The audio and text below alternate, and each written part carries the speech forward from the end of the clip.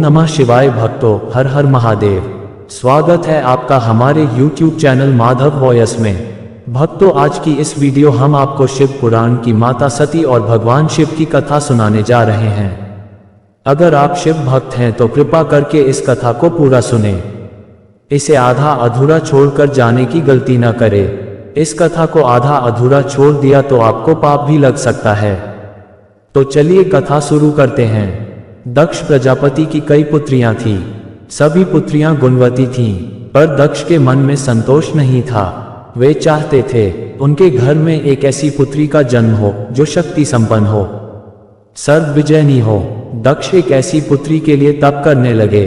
तप करते करते अधिक दिन बीत गए तो भगवती आद्या ने प्रकट होकर कहा, मैं तुम्हारे तप से प्रसन्न हूँ। मैं स्वयं पुत्री रूप में तुम्हारे यहाँ जन्म धारण करूंगी। मेरा नाम होगा सती। मैं सती के रूप में जन्म लेकर अपनी लीलाओं का विस्तार करूंगी। फलतः भगवती आद्या ने सती रूप में दक्ष के यहाँ जन्म लिया। सती दक्ष की सभी पुत्रियों में अलौकिक थीं। उन्होंने बाल्यकाल में ही कई ऐसे अलौकिक कृत्य कर दिखाए थे जिन्हें देखकर स्वयं दक्ष को भी विस्मय की लहरों में डूब जाना पड़ा। जब सती विवाह योग्य हुई तो दक्ष को उनके लिए वर की चिंता हुई। उन्होंने ब्रह्मा जी से परामर्श किया। ब्रह्मा जी ने कहा, सती आद्या का अवतार हैं। आद्या आदिशक्ति और शिव आदि पुरुष हैं, अतः सती के विवाह के लिए शिव ही योग्य और उचित वर हैं। दक्ष ने ब्रह्मा जी की बात मानकर सती का विवाह भगवान शिव के साथ कर दिया। सती कैलाश में जाकर भगवान शिव के साथ रहने लगीं। यद्यपि भगवान शिव के दक्ष के जामाता थे, किंतु एक ऐसी घटना घटी जिसके कारण दक्ष के हृदय में भगवान शिव के प्रति बैर और विरोध पैदा हो गया। घटना इस प्रकार थी, एक बार ब्रह्मा ने धर्म के निरूपण के लिए एक सभा का आयोजन किया था। सभी बड़े बड़े देवता सभा में एकत्र थे। भगवान शिव भी एक ओर बैठे थे।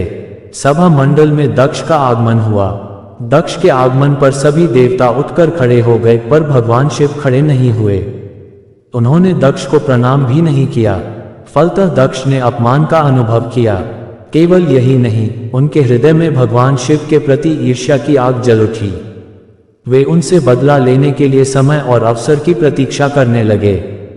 भगवान शिव को किसी के मान और किसी के अपमान से क्या मतलब? वे तो समदर्शी हैं। उन्हें तो चारों ओर अमृत दिखाई पड़ता है। जहां अमृत होता है वहां कटुवाहट और कसैलेपन का क्या काम? भगवान शिव कैलाश में दिन रात राम राम कहा करते थे। सती के मन में जिज्ञासा उत्पन्न हो उठी। उन्होंने अवसर पाकर भगवान शिव से प्रश्न किया, आप राम राम क्यों कहते हैं? राम कौन है? भगवान शिव ने उत्तर दिया, राम आदि पुरुष हैं, स्वयंभू हैं, मेरे आराध्य हैं, सगुण भी हैं, निर्गुण भी हैं। किंतु सती के कंठ के नीचे बात उतरी नहीं। वे सोचने लगी, अयोध्या के नृपति दशरथ के पुत्र राम आदि पुरुष के अवतार कैसे हो सकते हैं? वे तो आजकल अपनी पत्नी सीता के वियोग में दंडक वन में उन्मत्तों की भांति विचरण कर रहे हैं। वृक्ष और लताओं से उनका पता पूछते फिर रहे हैं। यदि वे आदि पुरुष के अवतार होते तो क्या इस प्रकार आचरण करते? सती के मन में राम की परीक्षा लेने का विचार उत्पन्न हुआ। सीता का रूप धारण करके दंडक वन में जा पहुंची और राम के सामने प्रकट हुई। भगवान राम ने सती को सीता के रूप में देखकर कहा, माता, आप एकाकी यहाँ वन में कहाँ घूम रही हैं? बाबा विश्वनाथ कहाँ हैं? राम का प्रश्न सुनकर सती से कुछ उत्तर देते न बना। वे अदृश्य हो गई और मन ही मन पश्चाताप करने लगी कि उन्होंने व्यर्थ ही राम पर संदेह किया। राम सचमुच आदि पुरुष के अवतार हैं। सती जब लौटकर कैलाश गईं तो भगवान शिव ने उन्हें आते देख कहा, सती, तुमने सीता के रूप में राम की परीक्षा लेकर अच्छा नहीं किया। सीता मेरी आराध्या हैं, अब तुम मेरी अर्धांगिनी कैसे रह सकती हो? इस जन्म में हम और तुम पति और पत्नी के रूप में नहीं मिल सकते। शिव जी का कथन सुनकर सती अत्यधिक दुखी हुई, पर अब क्या हो सकता था? शिव जी के मुख से निकली हुई बात असत्य कैसे हो सकती थी? शिव जी समाधिस्थ हो गए।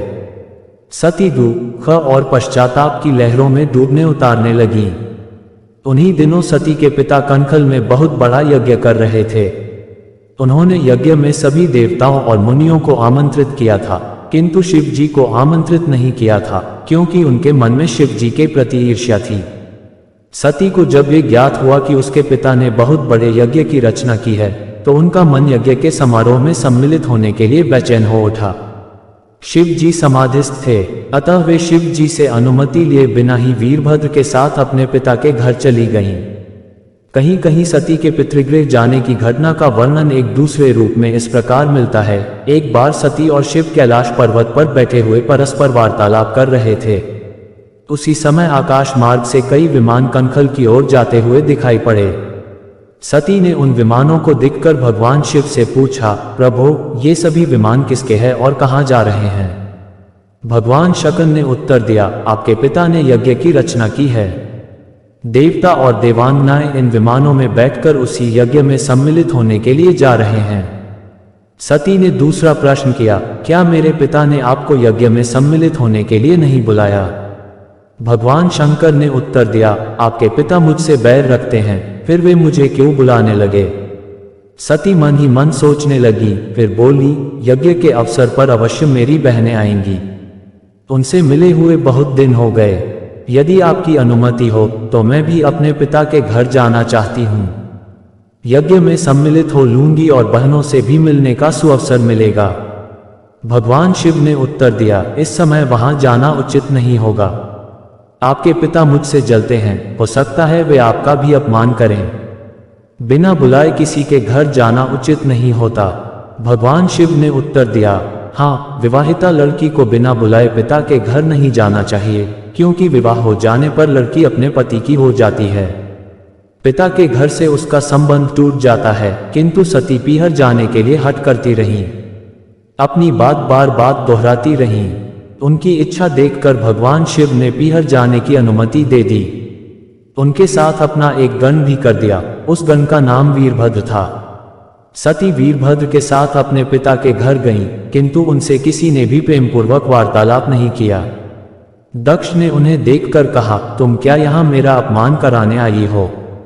अपनी बहनों को तो देखो, वे किस प्रकार भांति भांति के अलंकारों और सुंदर वस्त्रों से सुसज्जित हैं। तुम्हारे शरीर पर मात्र बाघंबर है।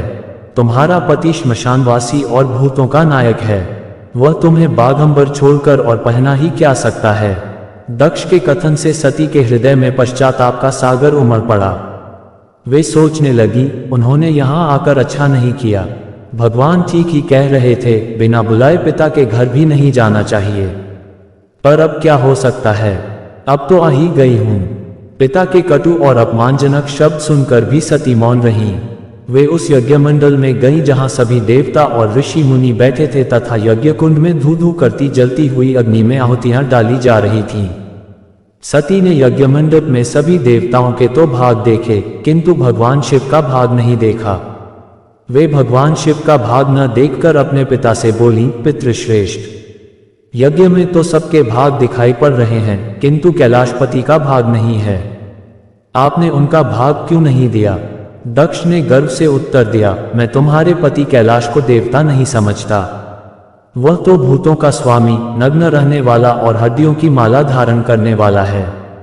वह देवताओं की पंक्ति में बैठने योग्य नहीं है। उसे कौन भाग देगा? सती के नेत्र लाल हो उठे, उनकी भौहें कुटिल हो गईं। उनका मुखमंडल प्रलय के सूर्य की भांति तेजोदीप्त हो उठा।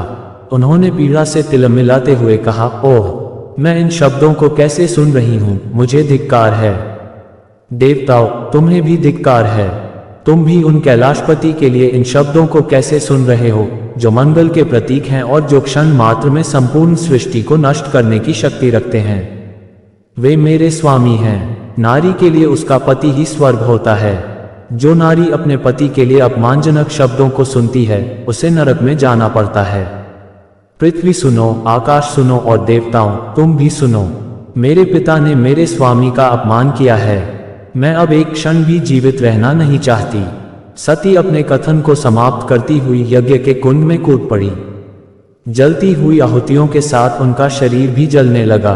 यज्ञ मंडप में खलबली पैदा हो गई, हाहाकार मच गया। देवता उठकर खड़े हो गए।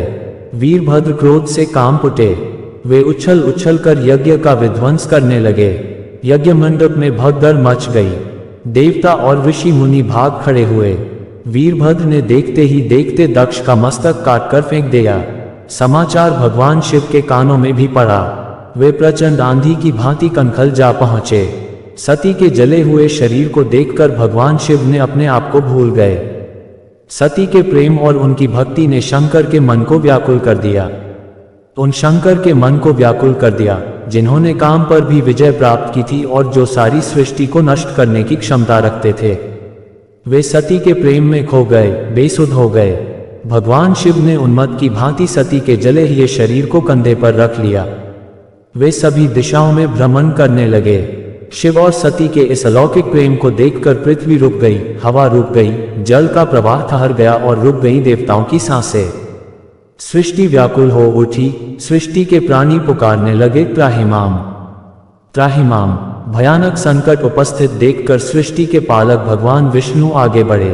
वे भगवान शिव की बेसुधी में अपने चक्र से सती के एक एक अंग को काट काट कर गिराने लगे। धरती पर 51 स्थानों में सती के अंग कट कट कर गिरे। जब सती के सारे अंग कट कर गिर गए तो भगवान शिव पुनः अपने आप में आए। जब वे अपने आप में आए तो पुनः सृष्टि के सारे कार्य चलने लगे। धरती पर जिन 51 स्थानों में सती के अंग कट कट कर गिरे थे, वे ही स्थान आज शक्ति के पीठ स्थान माने जाते हैं। आज भी उन स्थानों में सती का पूजन होता है, उपासना होती है। धन्य था शिव और सती का प्रेम। शिव और सती के प्रेम ने उन्हें अमर बना दिया है, वंदनीय बना दिया है। सती की किस भूल के कारण भोलेनाथ और सती का पति पत्नी के रूप में मिलन नहीं हुआ। भगवान शिव और सती माता पृथ्वी पर भ्रमण करते हुए महर्षि अगस्त्य के आश्रम में गए और उनके मुख से रामकथा सुनकर आत्मविभोर हो उठे। कुछ दिन वहां रहने के बाद भगवान शिव और सती माता वापस कैलाश की ओर चल पड़े। कैलाश की ओर जाते हुए भगवान शिव विचार कर रहे थे कि किस प्रकार प्रभु श्री राम के दर्शन किए जाएं। तभी दंडकवन से गुजरते हुए उनकी दृष्टि श्री राम और लक्ष्मण पर पड़ी। रावण माता सीता का हरण कर ले गया था। श्री राम और लक्ष्मण सीता जी की खोज में भटक रहे थे। भगवान शिव उनके दर्शन कर भाव विभोर हो गए। उचित समय न जानकर उन्होंने उन्हें अपने असली रूप से साक्षात्कार नहीं करवाया। माता सती के मन में श्री राम के प्रति संदेह उत्पन्न हुआ। उन्होंने सोचा, अगर यह सच में भगवान श्री हरि विष्णु का ही रूप है तो अपनी पत्नी की खोज में दर दर क्यों भटक रहे हैं। भगवान शिव माता सती के अंतर्मन में क्या चल रहा है जान गए। उन्होंने माता सती से कहा, देवी, यदि आपके मन में प्रभु श्री राम को लेकर कोई संदेह है तो आप उनकी परीक्षा ले सकती हैं। माता सती ने माता सीता का रूप धारण कर लिया और श्री राम के समीप चली गई। श्री राम ने उन्हें प्रणाम किया और बोले, माता, आप वन में अकेले, भगवान शिव कहाँ हैं। श्री राम के उनके वास्तविक स्वरूप को जान उन्हें बड़ी आत्मग्लानि हुई और वे वापस भगवान शिव के पास चल पड़ी। वे जिधर भी रुक करती उधर ही उन्हें श्री राम, लक्ष्मण और सीता जी एक साथ खड़े दिखाई देते और भगवान शिव, जगत पिता ब्रह्मा, इंद्र, सप्तर्षियों आदि को श्री राम की चरण वंदना करते देखती। श्री राम की रची माया को देखकर वे डर गईं और सहम कर वहीं आंखें बंद करके बैठ गईं। कुछ समय उपरांत उन्होंने डरते डरते आंखें खोली तो सारी माया का अंत हो चुका था। वह पुनः भगवान शिव के पास पहुंची तो उन्होंने पूछा, ले आई श्री राम की परीक्षा।